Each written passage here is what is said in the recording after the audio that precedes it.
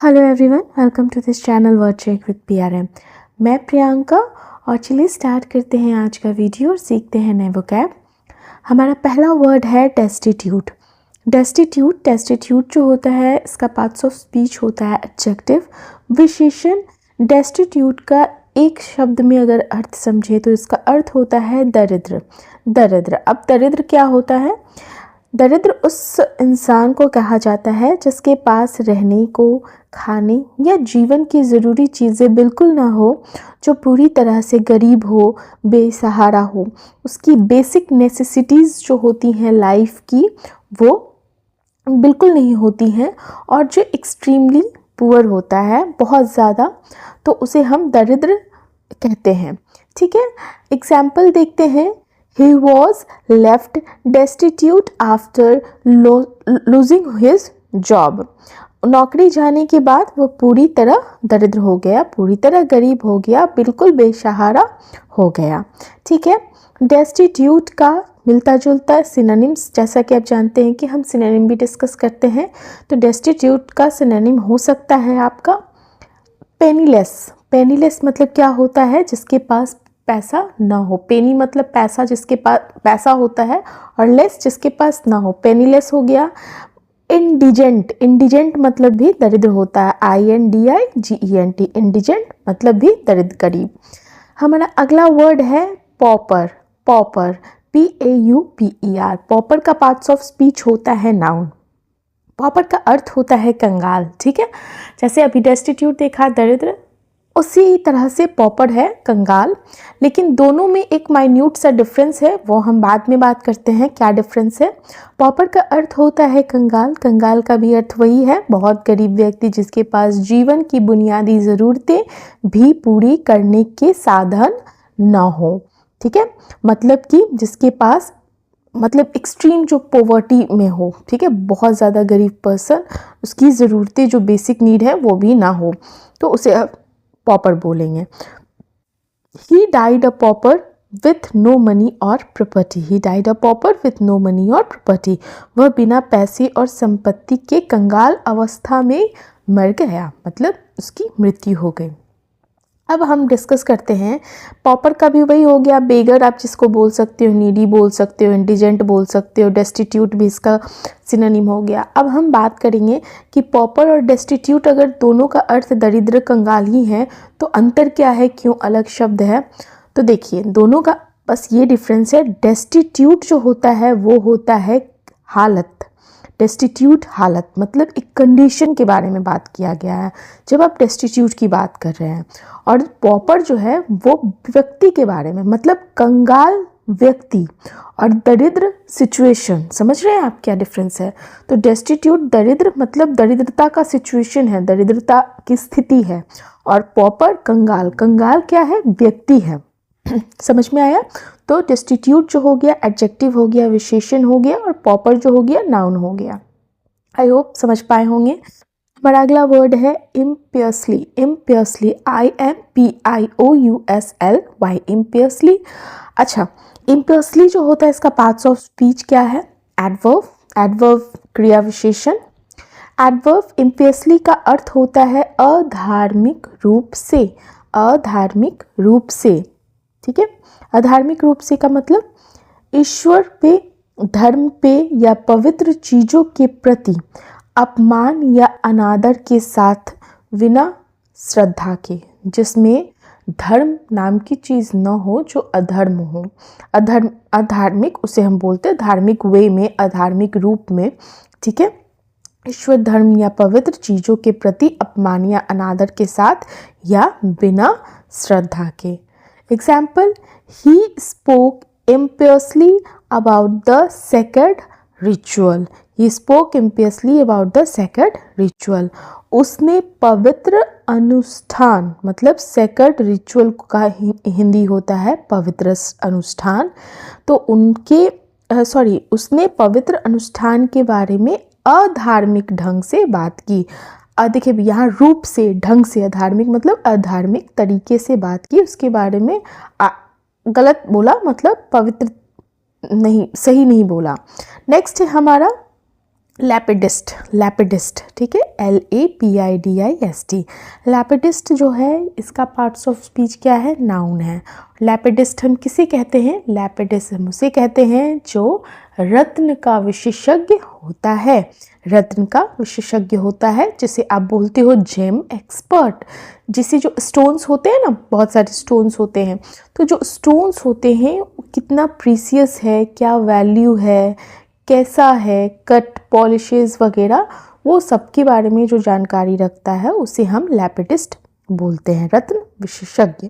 तो वह व्यक्ति जो कीमती पत्थरों को काटने, तराशने और पॉलिश करने का काम करता है, उसके बारे में ज्ञान रखता है, उसे हम लैपिडिस्ट बोलते हैं। A person who cuts, polishes और इंग्रेव्स प्रीसियस स्टोन। एग्जाम्पल देखते हैं। The lapidist carefully polished the diamond. The lapidist carefully polished the diamond. रत्न विशेषज्ञ ने हीरे की सावधानी से पॉलिश की, मतलब उसे सावधानी से उसे तराशा, किसे, डायमंड को। अब लैपिडिस्ट का सिनोनिम क्या क्या आप समझ सकते, कह सकते हैं, जैसे जेम कटर, ठीक है, रत्न जो होता है जेम कटर, रत्न काटने वाला, या ज्वेलर भी आप बोल सकते हो, जेमोलॉजिस्ट भी बोल सकते हो। हमारा अगला वर्ड है लिंग्विस्ट, लिंग्विस्ट, LINGUIST। लिंग्विस्ट एक नाउन है, संज्ञा है, और लिंग्विस्ट का अर्थ होता है भाषाविद, भाषाविद, ठीक है। अब भाषाविद किसे कहते हैं, भाषाओं का अध्ययन करने वाला या कई भाषाओं को जानने वाला व्यक्ति, व्यक्ति क्यों, क्योंकि ये नाउन है, ठीक है। तो भाषाओं को अध्ययन करने वाला या कई भाषाएं जानने वाले व्यक्ति को हम कहते हैं लिंग्विस्ट। जैसे सपोज मैं अगर बहुत ज़्यादा लैंग्वेज का ज्ञान रखती हूँ और बहुत ज़्यादा अगर मैं लैंग्वेजेस की, बहुत सारी लैंग्वेजेस के बारे में जानकारी रखती हूँ, तो आप मुझे लिंग्विस्ट बोल सकते हो, ठीक है। She is a skilled linguist who nose 5 languages. She is a skilled linguist who nose 5 languages. वह एक कुशल भाषाविद है जो 5 तरह की भाषाएं जानती हैं, जो 5 तरह की लैंग्वेजेस जानती हैं। अच्छा, इसका सिनोनिम्स क्या हो सकता है। पहला तो बहुत इंपॉर्टेंट सिनोनिम बताती हूँ मैं, पॉलीग्लॉट। ये भी बहुत सारे एग्जाम्स में पूछा गया है। पॉलीग्लॉट, POLYGLOT, पॉलीग्लॉट मतलब होता है कई भाषाएं जानने वाले को हम पॉलीग्लॉट बोल सकते हैं, लैंग्वेज एक्सपर्ट बोल सकते हैं, फिलोलॉजिस्ट भी बोलते हैं। हमारा अगला वर्ड है एम्प्यूटेशन। एम्प्यूटेशन, एम्प्यूटेशन जो है संज्ञा है, नाउन है। एम्प्यूटेशन का अर्थ होता है अंग विच्छेदन, अंग विच्छेदन। आप जिनकी हिंदी कमज़ोर है, हिंदी नहीं पता उनको बहुत सारे शब्दों, तो ये शब्दों का अर्थ तो अंग विच्छेदन नहीं समझ पाएंगे। अंग विच्छेदन का अर्थ होता है किसी व्यक्ति के शरीर का कोई अंग, हाथ हो गया, पैर हो गया, या कोई भी फिंगर, कुछ भी, तो किसी व्यक्ति के शरीर का कोई अंग, हाथ पैर आदि, शल्य क्रिया द्वारा काटना या हटाना। अब शल्य क्रिया क्या है, शल्य क्रिया मतलब सर्जिकल रिमूवल, सर्जरी के थ्रू जो आप हटाते हो किसी अंग को, तो उसे आप क्या बोलते हो, एम्प्यूटेशन, अंग विच्छेदन। Example, the accident led to the amputation of his leg. दुर्घटना के कारण, एक्सीडेंट के कारण उसके पैर को एम्प्यूट किया गया, अंग विच्छेदन किया गया, एम्प्यूटेशन किया गया। फाइन। चलिए अब हम बात करेंगे कि इसका सिनोनिम क्या हो सकता है, किसका, एम्प्यूटेशन का। तो एम्प्यूटेशन का आपका सिनोनिम हो जाएगा रिमूवल, ठीक है। ये आप कह सकते हो, जैसे यहाँ पे था ना सर्जिकल रिमूवल, सर्जिकल कटिंग, ये सारे आपका सिनोनिम हो गया रिमूवल। एक्सीजन भी बोलते हैं, एक्सीजन। हमारा अगला वर्ड है एम्पिचुअस, एम्पिचुअस, सॉरी नॉट एम्पिचुअस, इट्स इम्पिचुअस, ठीक है, इम्पिचुअस, IMPETUOUS,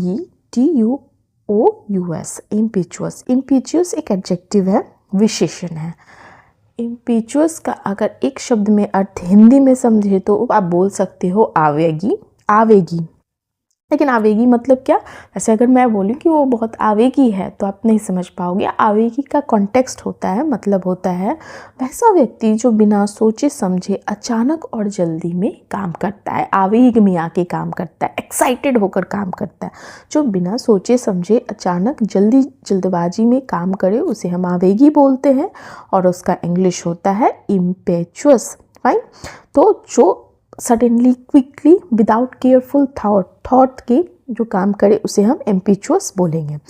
अभी इसका एग्जाम्पल है, he made an impetuous decision and later regretted it. उसने आवेग में क्या किया, आवेग में आकर डिसीजन लिया और बाद में पछताया। रिग्रेट मतलब पछताना। He made an impetuous decision and later regretted it. Impetuous का सिनोनिम क्या हो जाएगा, हैस्टी, HASTY, हैस्टी। हैस्टी का अर्थ होता है जल्दीबाजी। रेकलेस, RECKLESS, रेकलेस का अर्थ होता है लापरवाह। ठीक है। इम्पल्सिव, इम्पल्सन में आकर, आवेग में किया हुआ। नेक्स्ट है हमारा a cut above. A cut above, a cut above क्या है, ये ईडियम है, वो कैब है। कट एवव, अ कट एवव, जिस मतलब इसका जो किस इडियम होता है ये। और अकट एवव का अर्थ होता है श्रेष्ठ। श्रेष्ठ मतलब बेस्ट, सुपेरियर। ठीक है। तो किसी चीज़ या किसी व्यक्ति का दूसरों से बेहतर या ऊंचे स्तर का होना, तो वहाँ पर हम किसी तरह का श्रेष्ठ बोलते हैं, ये श्रेष्ठ हैं। और इसमें ईडियम क्या यूज़ होगा, अ cut above, a cut एवव। Her performance was a cut above the rest. Her performance was a cut एवव the rest, मतलब उसका प्रदर्शन जो था बाकी सबसे बेहतर था, मतलब बेस्ट था, श्रेष्ठ था। फाइन। अब ईडियम का भी मिलता जुलता सिनोनिम वर्ड यूज़ कर सकते हैं ना हम, तो अकट एवव का हो जाएगा सुपेरियर, बेहतर, SUPERIOR, सुपेरियर, बेहतर बोल सकते हैं। आउटस्टैंडिंग कहते हैं ना, आउटस्टैंडिंग, उत्कृष्ट। ठीक है, outstanding. Top notch, TOP, top, NOTCH, top notch मतलब क्या होता है, टॉप नॉच का उच्च कोटि का, उच्च कोटि का। तो ये सब क्या हो गए, अकट एवं श्रेष्ठ के सिनोनिम हो गए। सुपेरियर बेहतर, आउटस्टैंडिंग उत्कृष्ट, टॉप नॉच मतलब उच्च कोटि का, बहुत ही अच्छा। द बेस्ट भी ये क्या हो जाएगा, कट एवं का सिनोनिम हो सकता है। ठीक है। तो हमारा अगला वोकैब है rat race. Rat race, rat race भी एक ईडियम है। कहते हैं ना, जैसे अंधी दौड़, अंधी दौड़, बिना सोचे समझे पीछे भागे जा रहे हैं। ठीक है, अंधे होके दौड़े पड़े हैं, तो वहाँ पर हम क्या बोलेंगे, रैट रेस, अंधी दौड़। पैसे, नौकरी, पद या सफलता के लिए लगातार और थकाने वाली प्रतियोगिता, जिसमें लोग चैन से नहीं जी पाते हैं। ठीक है, बहुत ज़्यादा कंपटीशन, स्ट्रगल, किस चीज़ के लिए, पैसे के लिए, वेल्थ के लिए, सक्सेस के लिए, जितनी वो आपके लिए ज़रूरी भी नहीं है, लेकिन बस अंधी दौड़ में हम लगे हुए हैं, हमें इससे ज़्यादा और ज़्यादा किसी तरह का सेटिस्फेक्शन नहीं, तो वहाँ पर हम क्या बोलते हैं, रैट रेस में अंधी दौड़। अब इस इडियम को हम अगर सेंटेंस में देखें तो ऐसे यूज़ करते हैं, he left the rat race to live a peaceful life. उसने अंधी दौड़ छोड़कर पीसफुल लाइफ चुन लिया, मतलब उसने अंधी दौड़ छोड़कर शांत जीवन चुन लिया, शांति से अब वो जीना चाहता है, तो रैट रेस से वो बाहर निकल गया। ठीक है। अब रैट रेस से मिलता जुलता वोकैब वर्ड में क्या हम यूज़ कर सकते हैं एज अ वर्ड मीनिंग, तो जैसे कट थ्रोट कॉम्पिटिशन, कहते हैं ना, कट थ्रोट कॉम्पिटिशन मतलब इतना कॉम्पिटिशन है, कट थ्रोट है, निर्दयी प्रतियोगिता, जैसे आप इंग्लिश हिंदी में बोलते हो। या आप कह सकते हो फियर्स कॉम्पिटिशन। फियर्स मतलब कड़ी प्रतिस्पर्धा, कॉम्पिटिशन का हिंदी होता है प्रतिस्पर्धा, कड़ी प्रतिस्पर्धा। ठीक है। तो ये हमारा आज का लास्ट वोकैब था। इसी तरह के डेली वोकैब सीखने के लिए, जानने के लिए, इम्प्रूव करने के लिए, ऐड करने के लिए आप मेरे चैनल से जुड़ सकते हैं। Thank you, have a nice day.